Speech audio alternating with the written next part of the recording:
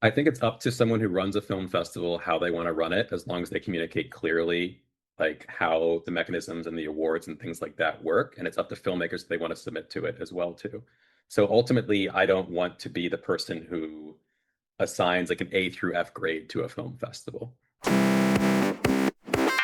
Hi, Matt. Thank you so much for joining us on Director's Notes. For anyone who doesn't know who you are yet, and they will do as we progress through this interview, could you just introduce yourself and tell us a little bit about Film Freeway? Yeah, my name is Matt Toigo. I'm the general manager of Film Freeway. I've been here about 9 months so far. My background is a lot of engineering, data, and product work as well too. So it's been awesome to join this business and like the larger film festival filmmaker ecosystem as well too. It's just super interesting user problems, just helping filmmakers get to the best festivals, figure out how to kind of market their film, their creative vision, and then ultimately just connect people. So getting filmmakers to the best festivals, getting festivals the best submissions, uh, that you can have a better festival as well too. So it's been a really fun journey so far, and I'm excited for everything we've done and everything we're working on. I know, having researched for this interview, that your background is a developer across many, many years and various different companies. So what is it that interested you in joining, or I suppose actually heading up the Film Freeway team? Yeah, so software is a means to an end, right? No, maybe people like me get excited about writing code, but ultimately, software websites are there to help people. So I like to work places with really interesting problems and actually problems and situations that I'm passionate about. So before I was here, I worked for 6 years at The Knot, which is a big wedding planning company. So the problem there is help couples find wedding vendors, help them through the stressful thing of getting married. So I really only want to work at companies where I really like the mission of the company. And like, when you work somewhere, there's good days, there's bad days, but ultimately, like myself and my team are all like really, really proud of what we do and feel really, really good about it. Right. I've worked for a lot of companies in consulting previously where I just had to work for whoever. But being here and like connecting filmmakers and film festivals is a user mission that I think is just amazing. So when you're a new filmmaker, it's like daunting, right? You're putting yourself out there. Like ultimately, you are not your film, but I guess some ways you are, right? A film can be your identity and who you are, and you're putting it out there to be accepted or rejected by a festival potentially. So it's like a very vulnerable, tricky moment. So I just want to really try to lead with empathy and make sure we're sensitive to everything filmmakers need and then help them find the best festivals. Also, film festivals are a lot of them are small businesses. People don't always realize that. They're hard to run, both financially as far as people, they're total passion projects as well. And everyone is there just because they're passionate about film as a medium and they're passionate about helping new filmmakers, right? So it's another group where I want to make sure we give them everything that they need as well too. But ultimately, I just love the mission of the company, and I'm excited to kind of help both those groups with everything they need. Mhm. Yeah, I suppose an obvious question as, somebody who runs a film festival and speaks to countless filmmakers every day is, given that you don't, I suppose, have a traditional film background, how are you bridging that knowledge to inform the work that you're going to be doing and that you have been doing every day on Film Freeway? Yeah, that's a great question. So there's two really ways I'm doing that, I'd say. I'm talking to everyone I can who's a filmmaker or a film festival. I've talked to some local DC folks, taken them out to lunch just to learn what they need. Any festival who's kind of reached out to me, I generally try to make time to talk to them. I'm a big believer in that I can't fix everything, but I can always try to make time to make sure everyone is heard and listen. I also have someone helping me who's run a few film festivals as well too, who help advises me on some things as well, because I just want to make sure I don't make too many missteps. And then lastly, we have a fantastic customer service team. So they've seen every single issue that a filmmaker has, every single issue that a film festival has had. They've been here for a while. They previously weren't involved in coming up with the features to build for filmmakers and film festivals. So I brought them in really closely with my engineering team, and they help decide kind of what we build. And they've seen it all. They handle hundreds of tickets a day from filmmakers and film festivals who have issues. They know what they need. They know kind of where their head's at. So I've mostly just been listening to them a lot and making sure we're really listening to our users as much as we can. Speaking of the team, it's impossible to nail down how big the team is over there. So can you provide some clarity? I've seen it, as low as 6, as high as 36, and across 4 continents. So kind of what is the actual structure over there?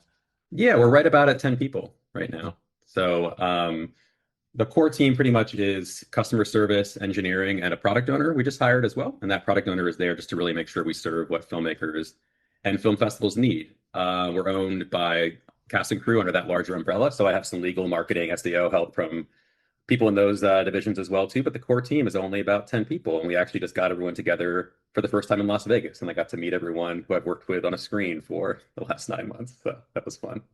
Yeah.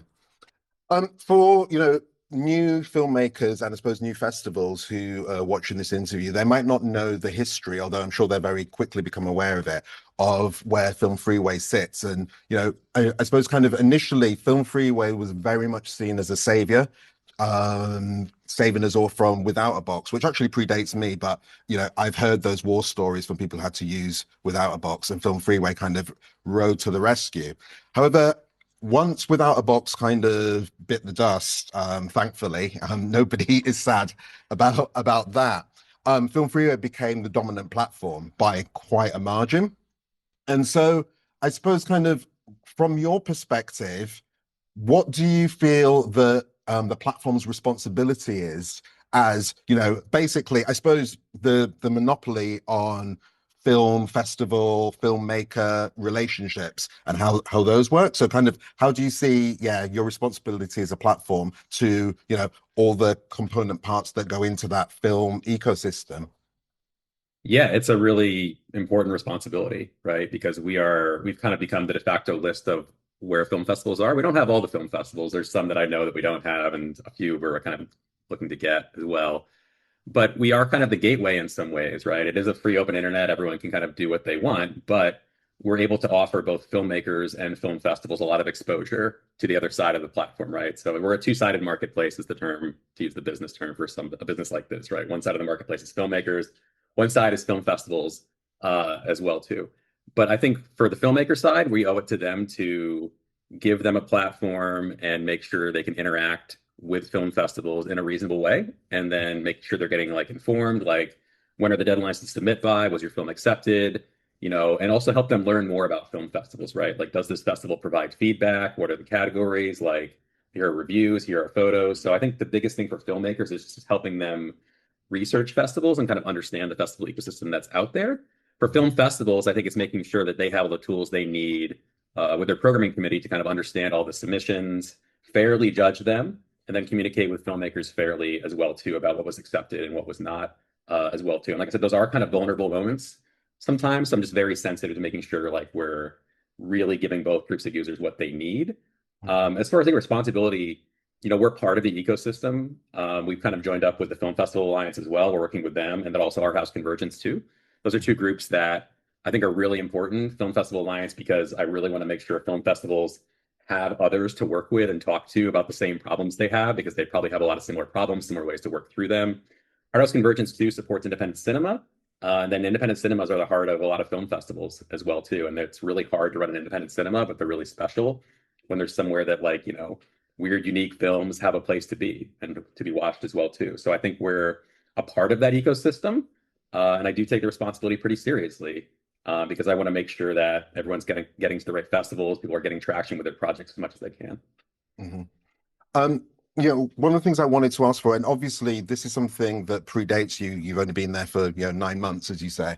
And if you do a quick search on Reddit or just generally on Google, one of the things that has come up time and time again and I suppose has kind of metastasized over the last maybe 2-3 years, kind of post-pandemic, actually, I would say it's kind of got to a fever pitch, is kind of this, I suppose, a charge of the platform falling under, enshittification, to quote Cory Doctorow, as in that, at first it was this beacon of fantastic, it's great, but then once it got the mass, then things kind of started to change, and people didn't feel that they were, I suppose, their concerns were being addressed.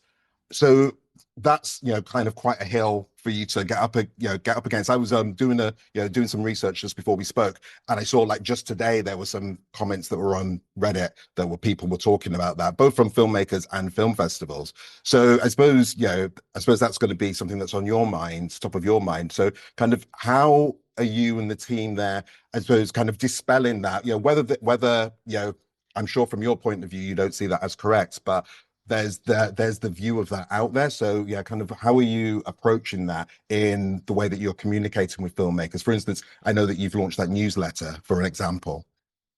Yeah, absolutely. So I'd love to know more about the specific features people have issue with or take issue with as well too.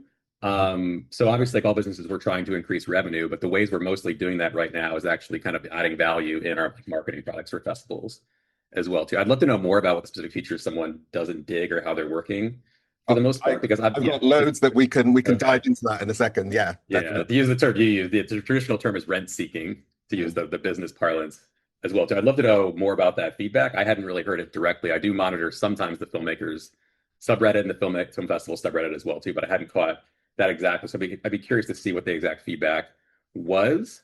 My work right now is much more around like a lot of system upgrades and renovation work and improving our festival marketing products and easing things for new filmmakers as well. So we just ran a session on auditing like you signed up, how do we get you through to creating your first project and getting to your first film festival? We've heard there's a lot of overwhelm, really, with like you sign up and now what? You have all these film festivals. Where do I submit? Right. So we've had feedback as far as that. So I'd love to know more about specific criticism there. We can talk through that. And then secondarily, yeah, we have a letter going to all of our filmmakers now, which is Film Freeway Insider. And then I also just spun up the festival focus newsletter as well too. I think previously there wasn't really quite the communication that was needed, right? This is like a platform that people use daily and they're passionate about it. So they're going to have a lot of ideas and a lot of opinions. And at a minimum, me as a business owner, I need to communicate with them about here's what we're doing, this is why we're doing it. What feedback do you have for us as well too? So yeah, we do have a bit of an uphill battle a bit there just to kind of build up better communication channels because they weren't really where they needed to be with this business at all. So I'm working on that as well too. And yeah, I made time here for this call and I'm always willing to talk to people too about anything. Yeah, no, look, I really appreciate you taking the time out. Like, speaking about the communication, your predecessor, I think I was chasing for maybe a couple of years to try and get an interview, and kind of got brushed aside. So, and just full disclosure, I think I emailed you what maybe 4 or 5 days ago, and now we're doing the call. So that's a massive improvement on what has happened before. I suppose. I'm glad to hear that. Yeah, I suppose something for us to ask, which will before we get into the nitty-gritty of some of the issues that I know filmmakers and film festivals have brought up is yeah, I'm curious as to, and I understand if maybe you can't share actual numbers, but kind of like what the percentage is for how Film Freeway makes its money, because obviously there are the fees that you take from film festivals. There's gold, the gold service, and but then there's also the advertising service, which is, I know that's one of the bugbears that, or at least because it's not completely crystal clear kind of how that works and how that affects other things that people bring up again. So yeah, could you speak to that at least, maybe if you can't give us figures, at least in percentages of this portion comes from here, this portion comes from there, etc. Yeah, I can talk generally about it. And you did touch on the big three ways the business makes money. So the first way is obviously just through submissions. So when you submit through Film Freeway, pretty much we take a percentage of that submission fee when we pay out the film festival, right? So we're there to facilitate all the transactions, all the submissions. We have a monthly process where film festivals then withdraw the money, they're paid out on their submissions, and we take a small cut of that money. That is the bulk of how we make our revenue on the platform. The other ways you hinted at are gold. So gold is where a filmmaker can sign up for reduced submission fees for certain festivals, right? So if you're going to submit a lot, you can run the numbers there and say, I'm actually going to save money paying Film Freeway for a monthly membership. We're looking at ways that you can add more value to that right now, actually. So I think we can do a better job of like not just discounted submission fees, but like how can we help you market your film, to film festivals and other people. I really am excited to take Film Freeway from like we're just going to get you to festivals to like how can we really help new filmmakers in multiple ways. And the third way you touched on is actually where I'm putting most of my focus right now, which is on festival marketing. I'm not doing a ton on filmmaker marketing right now. We have some tools there, but that also needs a revision. So yeah, that's kind of the three buckets in order, I would say. So I don't want to talk exact percentages, but the bulk of the money is submissions, then gold membership, then marketing. And we're really drilling on marketing right now because there's just a lot we can do better on festival marketing, to be honest with you, right? I want to give when festivals have tight budgets, right? I get it. And when they pay us for marketing, I want to be able to tell them, you got this many clicks, you got this many submissions, and you got this many movies thanks to your marketing as well. We don't do that right now, which feels like a big gap to me. We're actually tracking all that data on the back end and working through how to show that to film festivals right now. But that's generally how we make the bulk of our money. we have a ticketing product we need to make some more investments in as well too, for sure. And then yeah, longer term, I'm trying to think about other ways in the next couple of years and new things to build as well, to help Yeah. with money too. Yeah. I suppose with the marketing side, and I'm speaking I suppose from the film festival side here. I think that there is a belief, again, true or not, that without the marketing products, your film festival gets lost. So can you kind of clarify kind of how that works? So I think the massive one would be that I think that a lot of film festivals feel that they need to be members of Gold, like as a bare minimum, regardless of, the email marketing or anything like that. And because if they don't, then they won't show up, regardless of, I know that there's a Gold list, but regardless across the whole platform that they kind of feel that. And then obviously then that also then feeds into, well, if I don't pay for, XYZ marketing, and there's a lot of marketing options that are on that page at the moment. Possibly too many. We're going to Yeah. audit those because I think it's a little confusing. And I also probably want to do something like bundles or a getting started guide. And we also need to do better video guides to explain. Sorry to interrupt, but yeah, you're absolutely correct. That page is overwhelming right now. Yeah. So can you speak to that as to, the at least the perceived view that filmmakers feel that they kind of almost have to pay to play, if you see what I mean? Yeah, I hadn't heard that feedback yet. So that's really valuable. I do think getting filmmakers to the right film festivals and not overwhelming them is one of the best investments we can make. So that's good feedback. Yeah. So the marketing tools are there. We're gonna do a better job explaining what you get for using them. I hadn't heard that festivals felt like they were a little bit lost in the shuffle, but we have tens of thousands of film festivals on the platform, so that's actually understandable if they feel lost in the shuffle Yeah, for the most actually, part. how many festivals are there currently? Because again, even on your own site, the Yeah. numbers vary. Yeah, it's in the tens of thousands, and it depends on how you define an active film festival. It's a little tricky because I don't know when a festival, it depends on how you check the data, right? My general rule of thumb is if a festival in the last year has had more than 5 submissions, I would consider it active, Mhm. is the general kind of trick that I use to try to predict it. But also, like, some festivals don't run subsequent years. They may have moved their dates as well, which could mean they're outside of that year as well, too. But the number is in the tens of thousands at this point. But to get back to the original question, I think that's totally valid feedback. And I think the best thing I could probably do there is helping understand what filmmakers want and guiding them to the best festival for them instead of just maybe them seeing the ones that paid the most for marketing, right? I think we have a very big, like, open, expansive, wide marketplace of film festivals, right? Mhm. So I think we really have a gap where you're a filmmaker in this location. This is what you want out of your film. Let's help recommend the right film festivals to you. That's one of the biggest opportunities we should be doing, and we're starting to work on. So I would hope we can make that better by just trying to guide people to film festivals, not necessarily just the ones that spent for the marketing, right? The marketing products will always be there. They work really well. But I do think we can do a better job getting a niche film to a niche film festival and pairing them together. And that's what I hope will kind of be the answer to that problem where people feel like have to buy the marketing, hopefully. Yeah. And I suppose related to that would be and I know that this is a biggie amongst some festivals, is the curated list, the best reviewed list, which is, I think, about as opaque as a list as can be. That's one that I know that several people have emailed support in the past over several years to go, how do you make it onto that list? Because my festival, I know, has got many more reviews than the festivals that are on that list, and they're newer. And I think the answer that's always come back in the past has been, oh, it's a clever algorithm that we don't want to reveal because it will be gamed, kind of thing, which I know that people have found kind of very disheartening. And then on the flip side of that, there are film festivals that have been on the list for, I don't know, say several months, for instance, and then have dropped off the list, and they're not quite sure why they have, because their reviews have been just as good, and kind of the same proportion of reviews for each edition, which then obviously hits their submissions, because that's a list that I know a lot of filmmakers flock to. So yeah, can you tell us anything about that list? And I know so there's also the short film list as well, and there's some others as well. I do not know how the exact algorithm on the best reviewed lists works. I will take it to do right now to get you better information on that. I don't like to say, like, I don't know in an interview, but that is one where I legitimately, and I don't want to speak too much of it. I'm sure it takes the review data into account. I don't know if it's the volume of reviews, the exact star reviews, or the recency.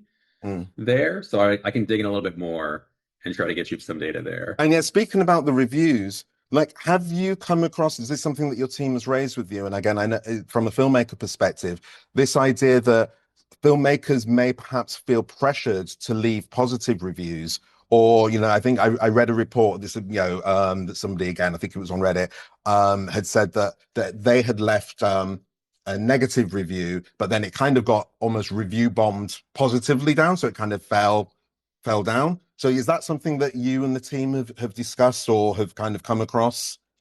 I've not, no, I'd have to check on the exact algorithm we use for what reviews are allowed. I would hope it's that you have to have been, I know there's some rules there about who can review what festival, because I think previously there we did allow for reviews if someone wasn't accepted into a festival, and it just kind of went off the rails a little bit Yeah, from no, I can just from the emails we get when we don't accept people into the festival, I can imagine that being a non-starter.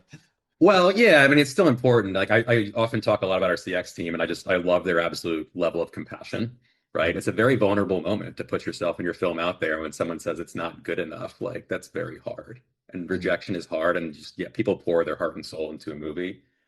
Um, so I'm getting a little bit off topic there. I had not heard about other reviews kind of drowning out negative reviews. That happens in other businesses as well, but I think if we're only allowing filmmakers who were accepted to a festival to review it, that shouldn't be the case, Mhm. really, because there's no way to leave anonymous reviews or things like that. So I had not heard of that, and I think there are some things in place to hopefully stop that.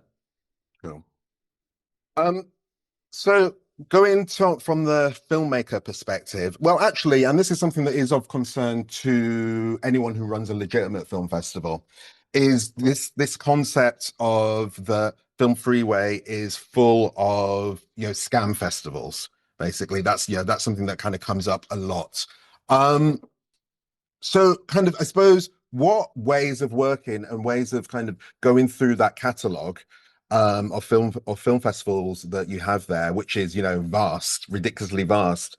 Have you implemented or are you in the process of implementing to get rid of, these scam festivals to kind of highlight which ones those are and kind of move them off the platform? Because that's the kind of thing that not only frustrates filmmakers, it kind of tars everybody on there with the same brush, if you see what I mean.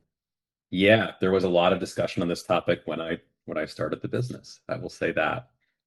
So it's the largest thing that we've worked on as a team probably since I've been here. So we put some more details in the festival focus film letter. But the biggest thing is that we put a lot of new requirements in place for first year film festivals, right? If a festival is ever an outright scam, and I define a scam as you took someone's money and there was no event, right? That's a scam, right? And that's what I define kind of as a scam, right? So there are people who will argue about a quality film festival versus what's not a quality film festival, things like that for the most part. I think those are totally fair debates to have, right? But ultimately, I can't make someone run like a film festival the exact way a filmmaker makes. However, we have pretty much a 0% tolerance for situations where someone takes money and doesn't have an event. So as soon as that ever happens, we know about it pretty much. And then they're deactivated, they're booted from the platform for the most part. And if it does happen, we generally will restore filmmakers' submission fees. So I want to be very clear on like what's a scam versus like you might not have liked a film festival, right? Mhm. A scam is when there was no event that took place. So when that does happen, we generally will look into it, and we're very willing to offer credits to filmmakers who submitted as well. So, and then the biggest thing we can do is when those happen and we catch them, they're booted from the platform. But the next question was, how did they get on? If there was any ever, how would they have gotten on the platform? So we really invested in all of our kind of trust procedures for new first season festivals. So there's a few really key changes we made. The biggest one that we made was that if you're a first season festival, you will not receive a payout until after your event. And this was a little tricky to navigate, right? Because if you're a new film festival, you want to get off the ground, right? You want to get things going, you want to be excited. You also need money too. So Mhm. historically, there was a way to get your submission fees before your event, which would help a new small film festival, right? But that is also a tremendous avenue for people to do bad things with if you think about it, right? You have the money, then why do you need to do the event? So Mhm. the biggest Do you change we see made, that? Sorry to butt in. Do you but see that as prohibitive to brand new festival. You know that Yeah. all pretty much all festivals run on zero margins. It's kind of there's nothing there. So do you see that? I understand why that's been brought in, but do you see that as prohibitive for new festivals? It is a little bit, right? And this is a topic we really wrestled with. And the reason we got to be okay with it is because this is a change that all filmmakers wanted so they could trust festivals more. It's also a change legitimate film festivals wanted as well, because they want to know that other festivals on Film Freeway are legitimate, and therefore they're more likely, users are more likely to submit and not second guess themselves. That helps legitimate festivals as well too. But that's just my biggest concern, right? So we can potentially make exceptions for it if it was like a student run film festival or something very new. We can always talk about waiving it, but we really felt that this change was necessary just to give filmmakers and other film festivals more trust in the platform. So that's the biggest change we made, right? So that really removes the incentive for people to make essentially anything that looked at all like a scam on the platform, because there'd be no way to get money out, right? If the festival didn't happen or things like that, then someone will contact us. We know it didn't happen. The money never leaves for the most part. We could refund there, right? The money never left the business. And previously, too, if there were ever situations like this, like, we're always just we're very clear about trying to communicate what happened as well, too. And I think there were, yeah. So like I said, I've been here 9 months. I heard a lot of chatter about this when I joined. So that was one key change we made too. The other one is we brought on Entrust, which is an ID verification partner. So for any festival now, regardless of if you're accepting money or not for your submissions, you need to upload an ID document and take a selfie. This third party compares the ID document and the selfie. They delete the data after 6 months as well, so it's not stored past that. They compare it, and just to make sure you are who you said you were. We can also do additional background checks as well if we need to on the data as well. But those two changes have really cut down on any instances that I've heard of anything kind of going on with the platform as well too. So Mhm. those were the two biggest changes we made, right? And yeah, I think we still just have to work on like the communication about this, but this is one of the most important things to me to solve on Film For You, and it has been over the 9 months. It was the first thing I started working on, and so we have to prioritize it right away. I want filmmakers to trust anything they find on the platform. I want film festivals to be confident they're getting all the submissions they can get, because users don't second guess the validity of their festival as well too. So we've made a lot of strides, but any feedback there is still valuable. And like I said, I do want to be careful to still value and help out new film festivals as well, because this change could be a tiny bit detrimental to them, but it was something that almost our whole user base, as far as film festivals and filmmakers, did want us to do, I think. Yeah. Does that mean, are you still keeping with that in place now? Are you still keeping the $100 activation fee and then the $50 relisting fee? Or are those going to go by the wayside now that you've got these more robust kind of? We're keeping them as well. And the other thing that can happen if you're not careful is somebody gets access to a festival Mhm. potentially that wasn't going to run a subsequent season, and then they could potentially try to do something malicious as well too. So the reason we actually just want to verify a credit card as part of each season, which helps us make sure that the original account owner or someone who's related to them is still running the festival for the most part. So we do plan to keep those, and those actually help us as part of a fraud mechanism as well too, because there could be instances where someone got access to a film festival. The film festival may have decided not to run a new season. Someone gets access and makes a fake new season, Mhm. right? And that looks very much like the existing legit festival, even though it's not. It's somebody running it maliciously. But putting the credit card step in there makes them put a name and a charge to it, which makes it much more likely, much easier for us to detect if it's legitimate or not as well. So that's why that's there for subsequent seasons. Okay, but the relisting fee though for a established film festival that isn't a scam, that's an additional fee that they have to pay. Yeah, yeah, and like I said, that's a business rule that was put in place before I was here. We could look at it potentially, but that also is a mechanism to make sure that someone didn't gain access to the account and is just going to run it and then withdraw the money again. Because if you're a second or third season film festival, right, we've waived a lot of that requirement where you have to wait till after the event. So let's say somebody got access to your film festival. I hope it never happens. They could, and let's say you didn't want to run your film festival next season, right? Someone gets access to it, they make a new season, Mhm. right? And then they get all the money and they immediately withdraw it. That's a real risk as well, too, because we only really do the ID policy and the verification of everything else for your first season festival. People can get access to festivals and make fake seasons. That's happened previously, but that credit card charge helps us determine that it is a real season as well, too. Cool. Okay.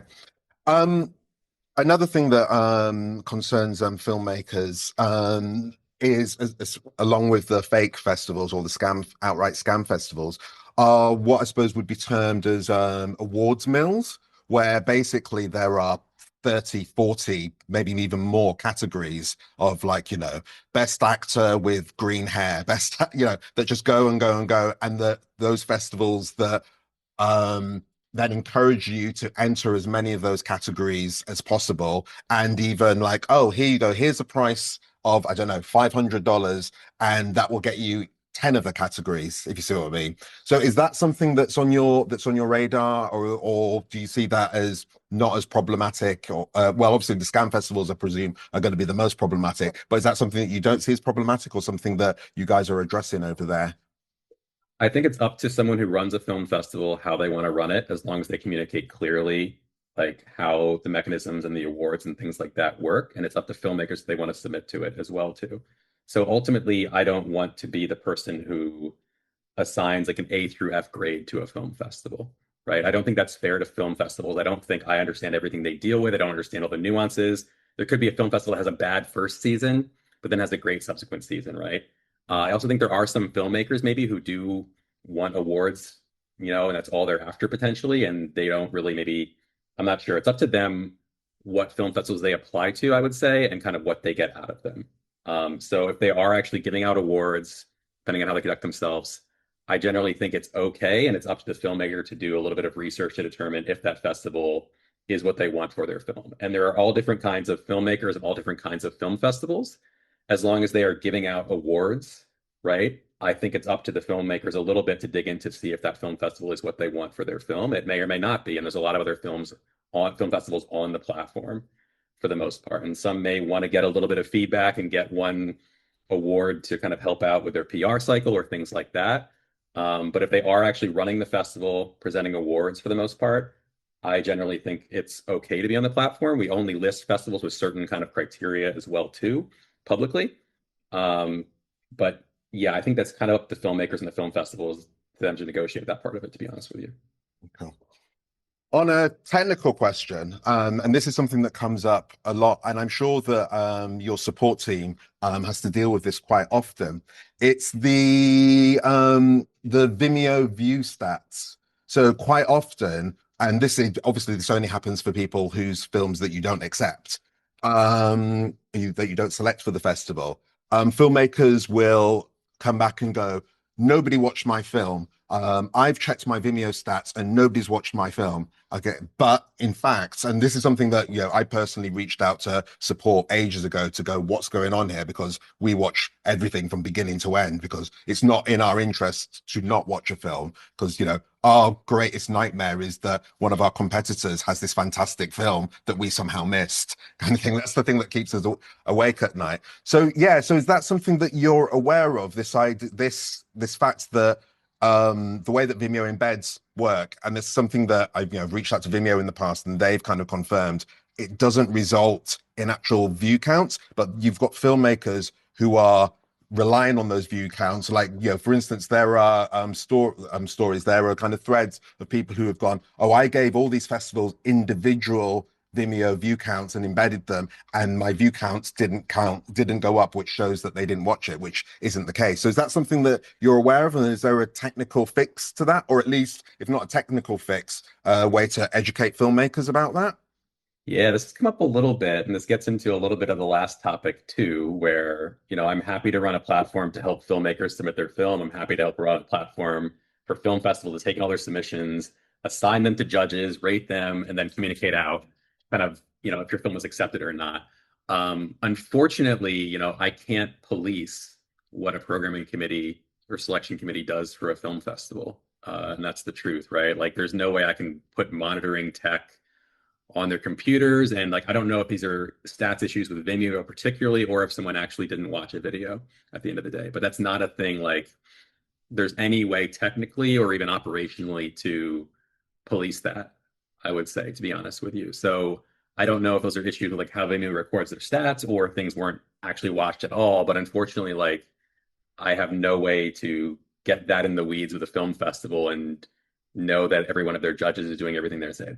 I'd say that that's up to the film festival's programming committee and like how they want to run it and how they want to talk to their judges. But there's no way that I can possibly police that, unfortunately. And like I said, we're in the business of helping filmmakers and film festivals. I can't really get into the mechanics too much of how a film festival runs their operation or tell them what to do for the most part, unfortunately. Mhm. But I have heard that feedback before. Right. Okay. Um, One of the things that I was speaking to Katie over at Festival Formula. I don't know if you're aware of them. So what they do is they help film. If you're not, oh, actually, I should check. Are you aware of them before I kind of mansplain it to you? I'd love to. No, I'm not. I've heard the name once, but haven't really dug in too much. So Right. please just give me the explanation. Okay, so yeah, Background. what their role is, their main role is that they work with filmmakers to come up with a festival plan. Basically, they watch the work and then they go, right, this festival's good for you, and they'll come with a submission plan, with time-ins and everything. So yeah, I reached out to her for a couple of questions. So one of the things that she pointed out, or that she wanted to know, was, are there any plans on the platform to I suppose kind of highlight what the premiere requirements are for various festivals, so that it's front and center when filmmakers are trying to navigate, the tens of thousands of festivals that are on Film Freeway, that they can go, okay, well, this one's got a premiere requirement that is, I don't know, North America. This one is world premiere, so that it can help them kind of track out how they're going to then approach these various festivals. That's a new one, but this is one of probably 20 different things where we can do a better job filtering film festivals. I think for sure, right? If I look at the page there with the grid up top, it's overwhelming, especially as a new filmmaker. And this is another instance where even if you're an experienced filmmaker, it's probably still overwhelming. I didn't have that feature in the bucket, but I know we need to do a much better job of, these are all the festivals. This is how you can filter. These are the ones that are more applicable to you. So that's specifically, let me write this one down too. That's specifically filtering by premiere requirements. Yeah, and so to Okay. make that clear, so that filmmakers know, I suppose, just generally what order they should be applying to these festivals in, so that they don't mess up their premiere chances. Okay. Okay. Yeah, I'll dig into that one too. But like I said, that's definitely an area where we need to do a much better job with the metadata we have about each festival and how we surface them to particular filmmakers as well. That's one of the biggest things we can do to help, I think, both filmmakers and film festivals, because it is overwhelming, whether you're a new or experienced filmmaker, I think sometimes just to traverse all the film festivals in the platform. Mhm. Which leads nicely into, kind of what are there, what are the kind of, I suppose, key elements where you're focusing on improvement wise that you can maybe share? Yeah, so the biggest thing we're working on is festival marketing. I think we can do a better job with that. We've talked through that. We're working on a kind of public facing redesign as well too. We think we can put a better foot forward for everyone. We're working through all that. We just did a session on how we can get new users to set up their project faster and find their best first film festival. That's one of our biggest kind of sources of opportunity, we think. So there's a lot of fields in the project creation workflow. We don't really need all of them right away. We kind of want to get someone in the door, get them set up with a project, help them get excited, find the right festivals for them. Then before they go to submit, say, hey, you might want to put these details on your project, right? So right now it's kind of like this big overwhelming wall of add these 50 fields to your project and then maybe go look at some film festivals. I think that's kind of the wrong way to keep the excitement for a new sign up. Someone signs up, they want to see what's on the platform. It should be, let's get you set up with your project as quickly as possible. Let's suggest some good film festivals for you, get excited before you submit. You're more likely to be accepted if you actually add these fields to your project as well too, and all this extra data as well. So we're working on that right now. We're working on kind of some thoughts on maybe how to make gold membership more valuable as well too. That's another thing too. Like, what other features do filmmakers make? And I think it's mostly about marketing. So we're kind of thinking about what other ways can we help filmmakers like market their project more so than just film festivals as well too. So I'm starting to think a lot on that too. Those are kind of our biggest initiatives. Also, some big in-house tech upgrades as well that we're working through too. And those upgrades will let us kind of build features faster ultimately as well too for all of our users. Mhm. Is there any advice that you have? I mean, you mentioned some of it there, more from the filmmaker side, but from both sides, from the filmmaker and the film festival side, as good practices that you've seen from marquee festivals, that because obviously you've got access to all the data on there, festivals that have lots of submissions, filmmakers, obviously quality of the films is, that's in the eye of beholden. That's very hard for you to kind of adjust for. But like filmmakers who have, done well with their submissions and been picked up by festivals. So is there any kind of advice that you've noticed as someone who's come in fresh, or that the team have relayed to you who've been there for a while, of like, these festivals are really nailing it in what they're doing? We hear that from the filmmakers, and vice versa. These are the filmmakers who have done really, really well with their festival plans and their festival strategies. Yeah, so I think we're still traversing that data, and we do have a lot of good data on that. But there's always more to data, right? There's everyone who says, "Oh, look at the data." There's data, and there's the story around it too. The two things I have noticed, I'd say, is the more complete all the details are about your project. Like, do you have a trailer? Do you have all your director credits, all your other credits in place there? The more complete, the more professional your listing looks, the more likely you are to be accepted. And on the festival side, there's no substitute for communication. That's it. So like anybody who emails you with any questions about submission process, or like, is my film right? There's nothing that beats communication ever. Both sides of the equation, right? Making time for people. So I think for festivals, just making time for anybody who's wants to spend their money to submit to your film festival, just making sure you make time to address their needs or anything they need to kind of get through the submission process, or questions they have as well too. I think just over communicating, especially as we're all like in a more digital, more screen oriented world, you have to like make more of an effort to communicate because everything is digital as well. So I think just the communication piece of it from festivals goes a long way to helping them succeed. Cool.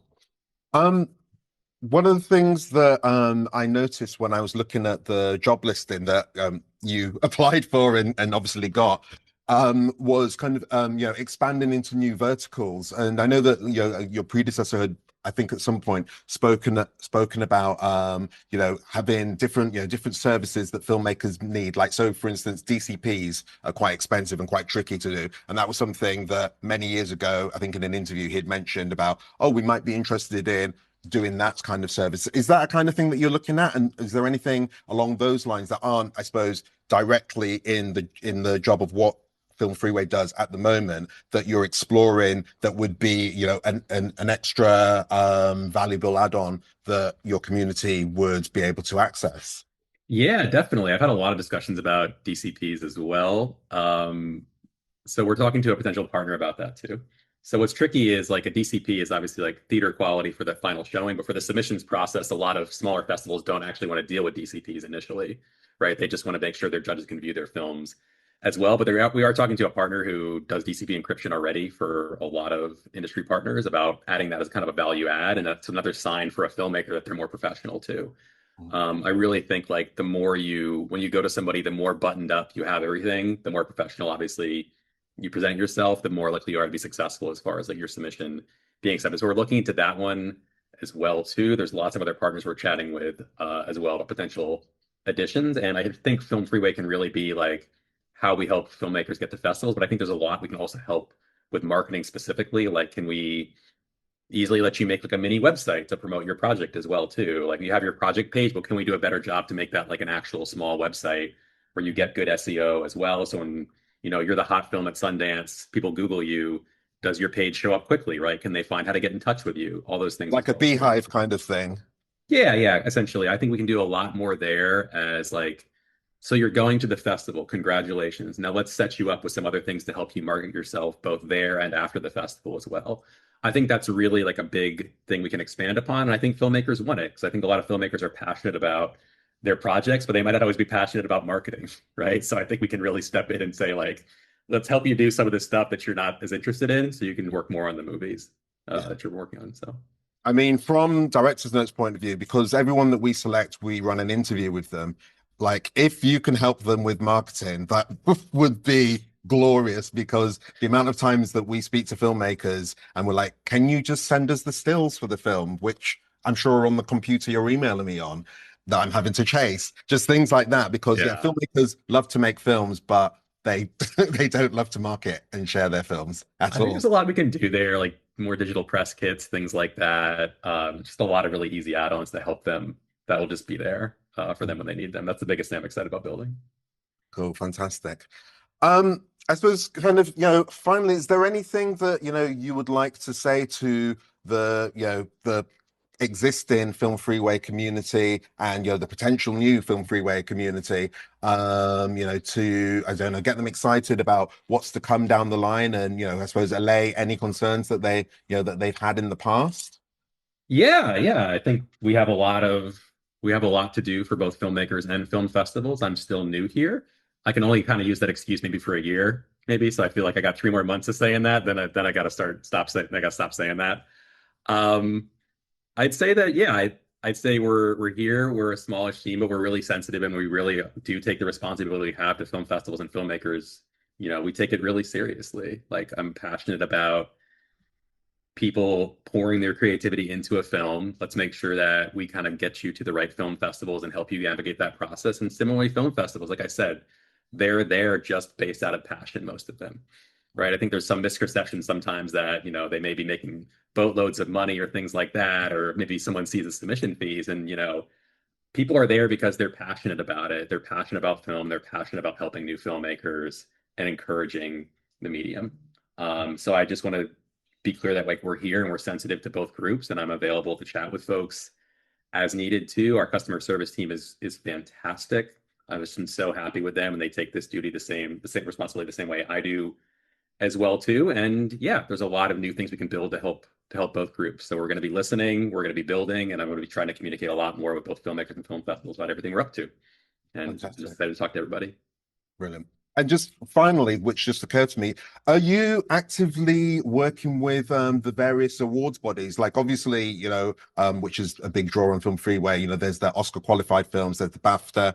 I mean, I heard a rumor because you emailed me about it, that BIFA might be joining that group. So is that something that you're looking to expand further? Well, yeah, we're always looking to expand kind of those listings, and that is one filtering mechanism we do have for festivals, right? We do want to see if these are qualifying festivals. And for me, adding those badges and those filters is a no-brainer, right? Those are organizations that are promoting film. Filmmakers want to know where they can best apply. They may be overwhelmed, but seeing a list of all like, BIFA festivals like helps them figure out where they might want to apply to as well too. So we usually have almost like one of those we're working on at all times. So we generally will just say, we can add the badge to your listing. We talk to the partner organization. We make a page filtering just so they can list all of their festivals in one place as well too. But yeah, we usually have one of those going at all times. We've done two or three since I've been here as well too. Brilliant. Okay, well, we'll keep an eye out for that.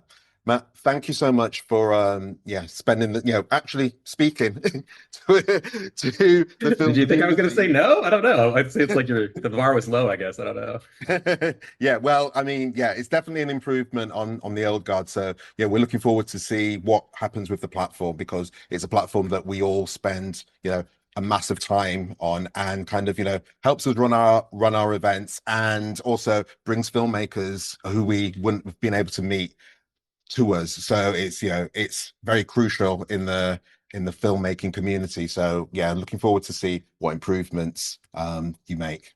Well, thanks so much, MarBelle, for the time and the tough questions too. I appreciate it.